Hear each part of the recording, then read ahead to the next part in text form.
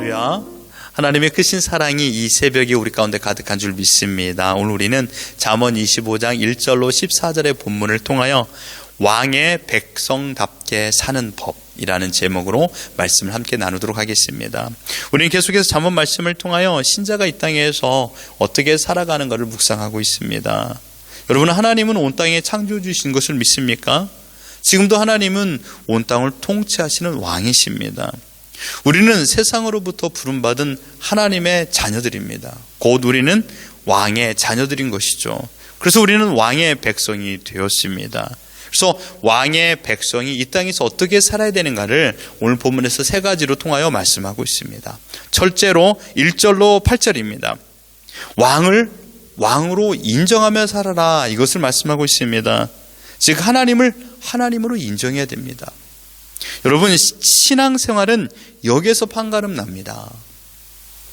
모든 현실 가운데 지금 내 앞에서 펼쳐지는 일들 가운데 하나님의 뜻이 무엇인가를 생각하며 하나님의 절대 주권을 인정하며 나아가는 자와 그렇지 않은 자, 그 순간 판가름 되는 것이죠. 하나님을 왕으로 인정하는가 아닌가, 이것입니다. 사회에서나 조직에서나 어떤 공동체에서든지 사람이 모인 곳에는 질서가 있습니다. 유계 질서라고 말하죠. 그런데 사람들의 특징 중 하나가 유계 질서를 좀처럼 인정하는 것을 힘들어하는 분들이 많다라는 것입니다. 자세히 보면 거의 모든 사람들이 유계 질서를 인정하지 않습니다. 그러나 단지 내가 표현하고 있는가, 표현하지 않고 내 마음으로만 가지고 있는가, 이 차이일 뿐이죠. 자기 의사를 대담하게 말하는 사람이 있습니다. 그에 반면 그렇게 말하지 못하기 때문에 리더가 없는 자리에 있기만 하면 다른 얘기를 하는 경우가 참으로 많이 있는 것이죠.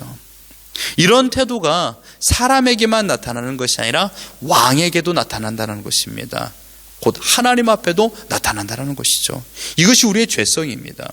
6절을 보십시오. 왕 앞에서 스스로 높은 채 하지 말며 대인들의 자리에 서지 말라. 이 말의 의미는 왕 앞에 자신을 드러내지 말라는 것입니다. 그러나 여러분, 인간에게는 자존심이라는 게 있습니다. 곧 죽어도 자존심 하나, 이것을 지키는 사람들이 있습니다. 까짓것 죽으면 그만이지 뭐 라고 말하는 한국 사람들, 참 자존심 센 나라가 한국민 아니겠습니까? 곧 죽어도 자존심 하나를 지켜야 된다 라고 말하는 사람들입니다.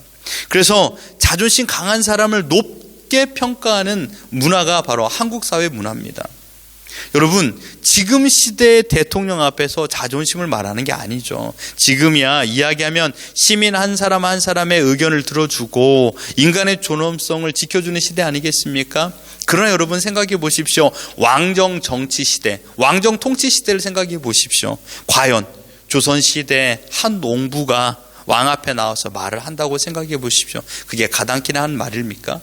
왕 앞에 설 수도 없을 뿐더러 설령 왕 앞에 선다 하더라도 과연 왕 앞에서 자신의 자존심을 지킬 것인가, 생명을 지킬 것인가?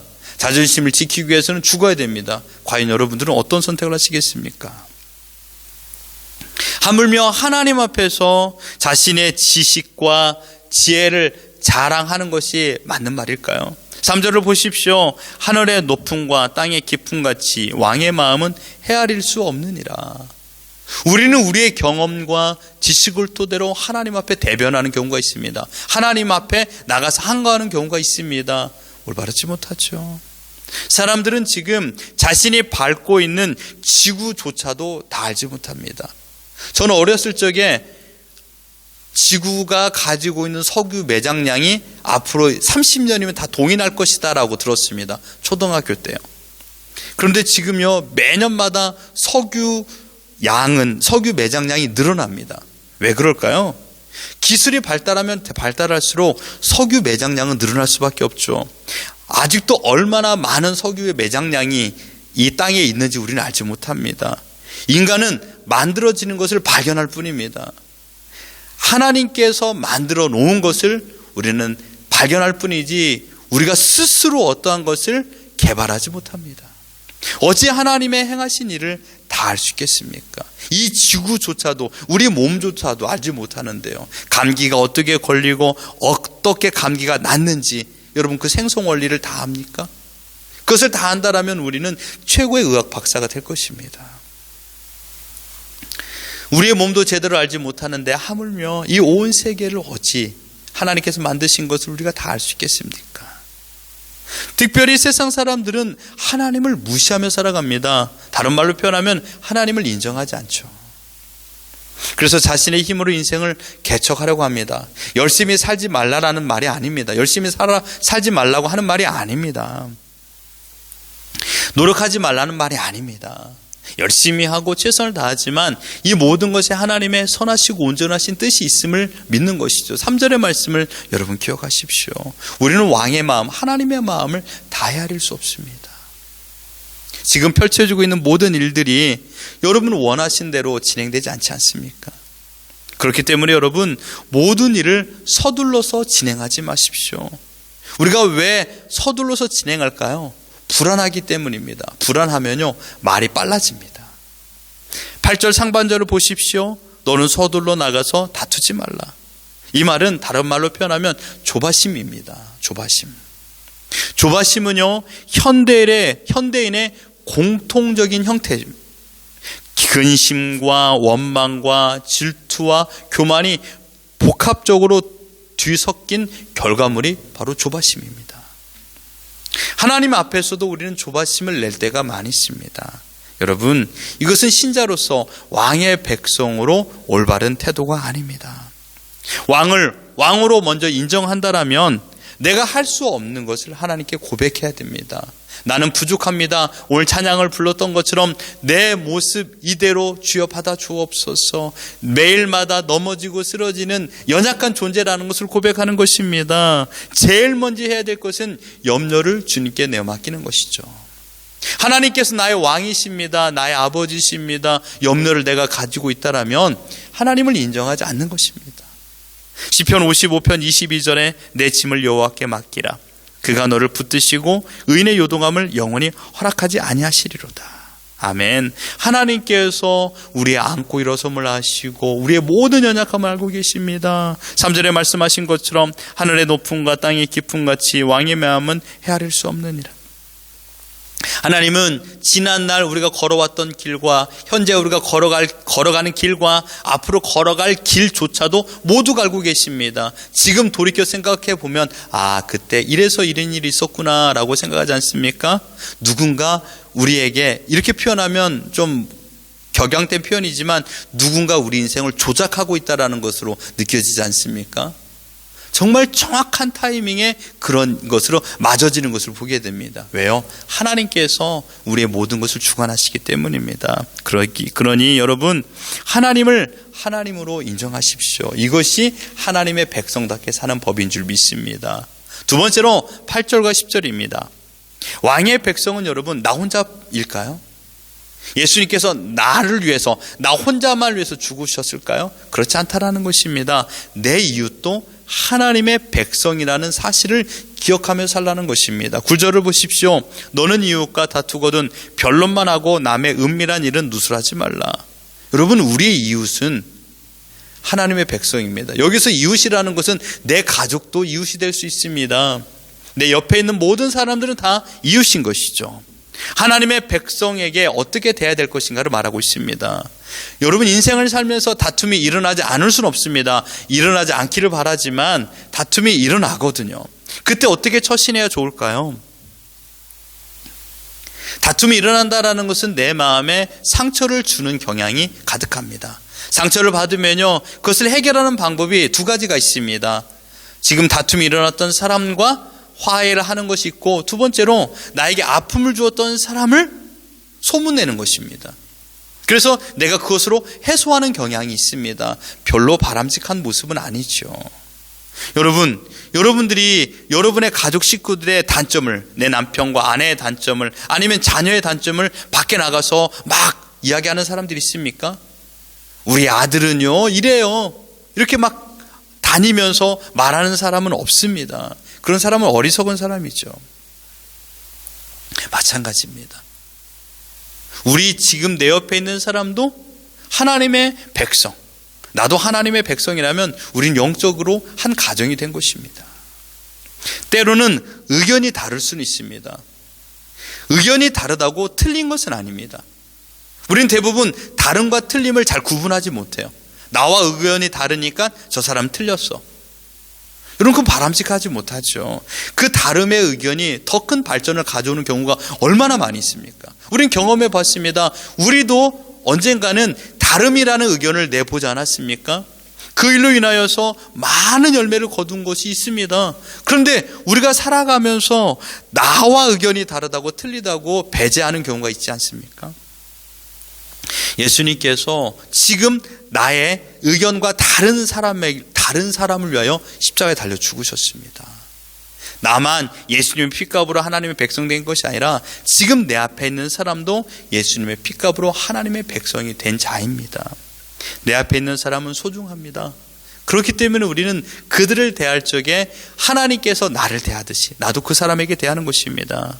내 앞에 있는 사람에게 시기와 질투와 미움과 감정으로 대하지 마십시오.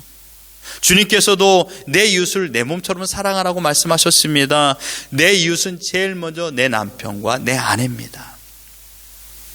남편은 아내를 제 몸 사랑하듯이 사랑하라고 말씀하지 않았습니까? 여러분, 자녀들에게 가장 귀한 사랑을 가르치는 방법, 자녀들에게 가장 유산을 물려주는 것은 지금 부부가 서로 사랑하는 모습으로 보여주는 것입니다. 부부가 서로 사랑해야 자녀도 그 사랑이 흘러갑니다. 자녀에게도 그 사랑이 흘러가죠. 그 자녀에게 사랑이 흘러가야 이웃에게도 사랑이 흘러가게 되어 있습니다. 부부끼리 먼저 사랑하는 것이 가장 중요합니다. 그 부부의 사랑이 자녀가 보며 자라거든요. 그 모습이 가득할 적에 내 이웃을 사랑하시는 마음이 생깁니다. 설령 내가 내 이웃을 사랑한다 하면서 내 아내와 내 남편을 사랑하지 않으면 어찌 사랑을 이룰 수 있겠습니까? 그러므로 이웃 사랑은 제일 먼저 가정부터입니다. 내 부인, 내 아내를 먼저 사랑하시고 내 자녀를 사랑하는 것이죠. 우리 가정을 사랑으로 보듬어 가는 것이 이웃을 사랑하는 것이요, 이게 신자다운 삶의 방법입니다. 세 번째로 11절로 13절입니다. 11절을 보십시오. 경우에 합당한 말은 아로 새긴 은 쟁반의 금석 아니라. 하나님의 백성, 곧 신자다운 말을 하라고 말씀하고 있습니다. 잠언에서는 말에 관하여서 참으로 많이 나옵니다. 왜냐하면 말은 곧 그 사람의 인격, 그 사람이 전부이기 때문이죠. 말은 힘이 있습니다. 위로와 사랑을 줍니다. 평안과 기쁨을 줍니다. 반대로 말에는 힘이 있습니다. 아픔과 슬픔을 주기도 하고 절망을 가져다 주기도 합니다. 하나님의 백성은 언제나 그러므로 경우에 따라서 합당한 말을 해야 됩니다. 이 부분에 우리는 덜 성숙함으로 인하여 큰 실수를 범할 때가 얼마나 많이 있었습니까? 사실 우리 주위에 있는 사람은 위로가 필요한 사람이고 또한 반대로 위로자가 되어야 되는 사람들입니다. 위로를 주기도 하고 위로를 받기도 하는 것이죠. 지쳐있는 자들에게 따스한 말 한마디가 격려와 위로가 되고 아픔을 치료해주는 말이 되는 경우가 얼마나 많이 있습니까? 이렇게 하기 위해서 가장 중요한 것이 무엇일까요? 위로하고 사랑의 말을 할 수 있는 것에 가장 중요한 것, 먼저 필요한 것이 바로 상대방의 말을 들어주는 것입니다. 상대방의 말을 들어준다는 것은 그만큼 그 사람을 배려하는 것입니다.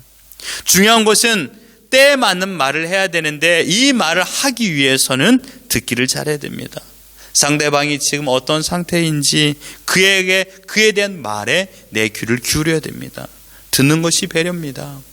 그것을 어디에서 먼저 행해야 될까요? 우리 가정에서 먼저 행해야 됩니다. 누구에게요? 남편과 아내 그리고 자녀에게요. 우리 자녀들과 대화하면서 가장 많은 실수를 할 때가 바로 이 부분이죠. 우리 아빠로서 엄마로서 그 높은 권위에 있기 때문에 자녀의 말을 무시하는 경향이 있습니다. 부모로서 자녀가 말하는 것이 이해되지 않는다고 윽박 지를 때도 있습니다. 여러분, 아이라고 왜 어려움이 없겠습니까? 아이도 힘든 문제를 가지고 있죠. 말 못할 힘듦으로 인하여 그가 끙끙거릴 때도 있습니다. 그들의 마음에 귀를 기울여 보십시오. 먼저 그들의 말을 들어주는 것입니다. 그리고 12절에 슬기로운 자의 책망은 청종하는 귀의 금고리와 정금 장식이니라. 얼마나 멋진 표현입니까? 슬기로운 자의 책망. 가르칠 것이 있으면 하나님의 사람으로 하나님의 사람에게 사랑으로 가르치는 것입니다. 이게 슬기로운 가르침입니다. 때로는 그 가르침에 감정이 실릴 때도 있죠. 또한 그를 훈계하는 것을 통하여서 지난날 잘못을 지적하는 경우도 있습니다.